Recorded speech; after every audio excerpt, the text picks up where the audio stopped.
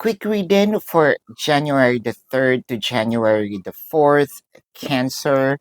So ang nakikita natin, merong mga parang the connection is going to be more deeper, more loving with the Ace of Cups, the Nine of Wands, and the Knight of Wands.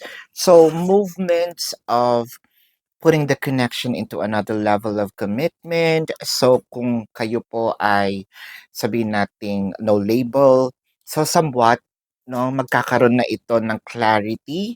Papunta na kayo doon sa sige tayo na, hindi sa napipilitan kasi napag-usapan na, parang meron na kayong strong foundation, parang meron na ditong, oo nga 'no, magka-vibe tayo. So ang nakikita natin, another level, stepping up the ladder 'no.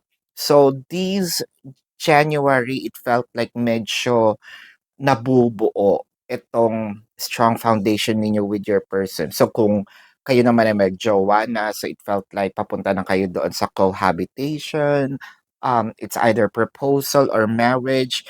One thing's for sure, movement, no, is in your path, Cancer. This is your quick reading for January the 3rd to January the 4th. Predicting future is my purpose.